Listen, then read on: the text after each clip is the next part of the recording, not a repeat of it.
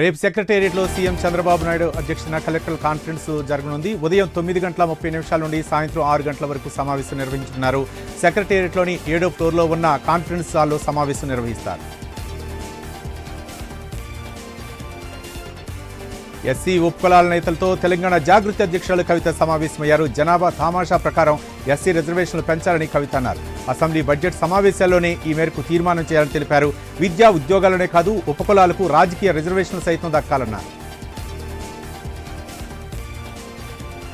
అందరూ కేటీఆర్ లానే వసూలు రాజ్యాలు ఉండరన్నారు ఎమ్మెల్సీ బల్మూరి వెంకట్. వారి వసూళ్లు ఏంటో వారి పార్టీ అకౌంట్ చూస్తే తెలుస్తుందన్నారు. ఉప ఎన్నికలకు 500 కోట్లు ఖర్చు పెట్టిన చరిత్ర తమదే అంటూ ఆరోపించారు. రాహుల్ గాంధీది త్యాగాల కుటుంబం అయితే మీది రాజభోగాల కుటుంబం అన్నారు బల్మూరి వెంకట్. కేటీఆర్ పై ఎంపీ చామల కిరణ్ కుమార్ రెడ్డి ఫైర్ అయ్యారు. బీఆర్ఎస్ 10 ఏళ్ల పాలలో రాష్ట్రాన్ని దోచుకున్నారని ఎంపీ ఆరోపించారు. అలాగే రాష్ట్రాన్ని అప్పులపాలు చేశారని విమర్శించారు. శ్రీకాకుళం జిల్లాను హైతీ నగరం 43వ డివిజన్లో జనసేన పార్టీ ఉద్యమి సభ్యత్వ నమోదు కార్యక్రమం నిర్వహించారు. 43వ డివిజన్ ఇన్ఛార్జి కుండ్రు వరప్రసాద్ ఆధ్వర్యంలో ఈ కార్యక్రమం నిర్వహించారు. ఈ కార్యక్రమానికి ముఖ్య అతిథిగా సుడా చైర్మన్ కొరికాన రవికుమార్, జిల్లా అధ్యక్షులు పిసిని చంద్రమోహన్, జనసేన నాయకులు డాక్టర్ దానేటి శ్రీధర్ హాజరయ్యారు. విజయనగరంలోని జ్యోతిరావు పూలే విగ్రహం దగ్గర భీమ్సింగ్ షుగర్ ఫ్యాక్టరీ కార్మికులు నిరసన తెలిపారు. పీఎఫ్ గ్రాడ్యుటీని వెంటనే చెల్లించాలని కార్మికులు డిమాండ్ చేశారు. ఫ్యాక్టరీ మూతపడి 7 ఏళ్లు దాటినా రాజకీయ నేతలు కనీసం పట్టించుకోవటం లేదని విమర్శించారు. టీటీడీ చైర్మన్ బీఆర్ నాయుడుపై టీటీడీ మాజీ చైర్మన్ భూమన కరుణాకర్ రెడ్డి పలు విమర్శలు చేశారు. సోషల్ మీడియాలో టీటీడీ చైర్మన్ బీఆర్ నాయుడు రాసలీలలో వెలుగులోకి వచ్చాయని ఆరోపించారు. ఏఐ టెక్నాలజీతో చేసిన వీడియో కాదని నిపుణులు రిపోర్ట్ ఇచ్చారని అన్నారు. మాజీ సీఎం జగన్పై మాజీ ఎమ్మెల్యే శివారెడ్డి ఫైర్ అయ్యారు. కడప జిల్లా కమలాపురంలోని తన కార్యాలయంలో మాజీ ఎమ్మెల్యే వీర శివారెడ్డి సమావేశం నిర్వహించారు. జగన్ ప్రతిపక్ష హోదా ఇస్తేనే అసెంబ్లీకి వస్తా, లేదంటే రానని మాట్లాడటం చిన్నపిల్లలు మారాన్ చేసినట్లు ఉందని శివారెడ్డి ఎద్దేవా చేశారు.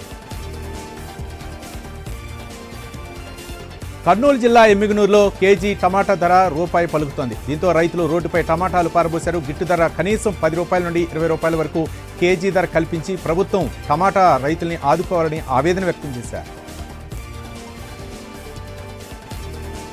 చంద్రగ్రహణం నేపథ్యంలో శ్రీకాళహస్తి ఆలయం తెరిచి ఉంటుంది. ఆలయాలన్నీ మూతపడ్డా భక్తులకు దర్శనం ఇవ్వనున్నారు. వాయులింగేశ్వరుడు మంగళవారం అంతా ఆలయంలో ప్రత్యేక పూజలు జరుగుతూనే ఉంటాయి. శ్రీకాళహస్తి ముక్కంటి క్షేత్రంలో యథావిధిగా రాహు కేతు పూజలతో పాటు గ్రహణ సమయంలో అర్చకులు రుద్రాభిషేకం నిర్వహించనున్నారు. విజయవాడ భవానీపురం జోజిపేటలో స్థల వివాదంపై Sri Lakshmi Ram cooperative building society అధ్యక్షుడు హరిప్రసాద్, లాయర్ గిరిప్రసాద్ స్పందించారు. ఇందులో భాగంగా కోర్టు ఆదేశాల మేరకు 42 ప్లాట్లు ఎల్నో డిసెంబర్ 2025లో కూల్చివేశారని అన్నారు. ఈ కూల్చివేత తీవ్ర ఉద్రిక్తతకు దారితీసిందన్నారు. 25 ఏళ్లుగా అక్కడ నివసిస్తున్నామని స్టే ఆర్డర్ ఉన్నా కూల్చివేశారని ఆరోపించారు. అనకాపల్లి జిల్లా నక్కపల్లి 50 పడకల సామాజిక ఆరోగ్య కేంద్రం రోగులతో కిటకిటలాడింది. సీజన్ మారటంతో ఆసుపత్రిలో వ్యాధులు సోకిన రోగులతో రద్దీ పెరిగింది. ఓపీ తీసుకోవడానికి 1 నుండి 2 గంటల సమయం పడుతుండటం గమనార్హం. రోగులను ఆసుపత్రి సిబ్బంది ఆప్యాయంగా పలకరిస్తూ డాక్టర్లు వెంటనే రోగులను చూసి పంపిస్తున్నారు.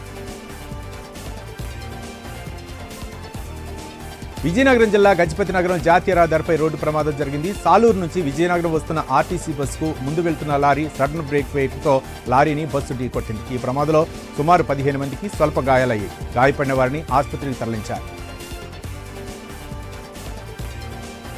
ఏయూలో ఆర్ఎస్ఎస్ మత వైషమ్యాలు సీఎం చర్యలు తీసుకొని ప్రశాంత వాతావరణం చేకూర్చేలా చూడాలని ప్రజా వామపక్ష విద్యార్థి సంఘాల నేతలు డిమాండ్ చేశారు. ఈ మేరకు జీవీఎంసీ గాంధీ విగ్రహం వద్ద ప్రజా విద్యార్థి వామపక్ష మహిళా సంఘాలు నిరసన చేపట్టాయి. ఏయూ ప్రశాంత వాతావరణం భగ్నం చేస్తున్న ఆర్ఎస్ఎస్ పట్ల వీసీ అనుకూల వైఖరిని వదిలేయాలని కోరారు.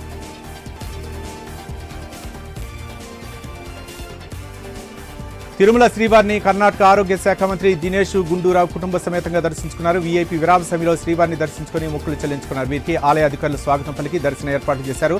అనంతరం రంగనాయక మండపంలో వేద పండితులు వేదాశీర్వచన చేయగా టీటీడీ అధికారులు స్వామివారి పట్టు వస్త్రంతో సత్కరించి తీర్థ ప్రసాదాలు అందజేశారు.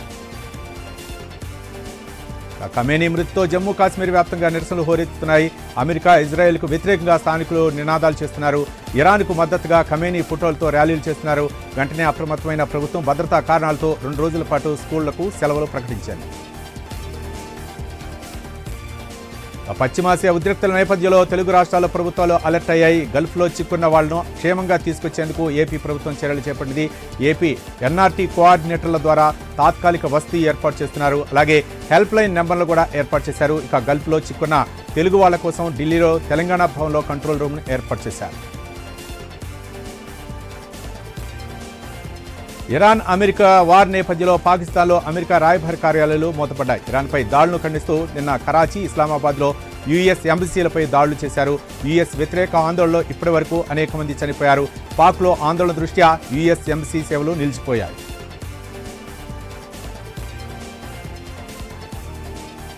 ఇరాన్పై అమెరికా, ఇజ్రాయెల్ బాంబుల వర్షం పడటం లేదు. యుఎస్, ఇజ్రాయెల్ దాడిలో ఇప్పటి వరకు 555 మంది మృతి చెందినట్లు ఇరానియన్ రెడ్ కేసిడ్ సొసైటీ వెల్లడించింది.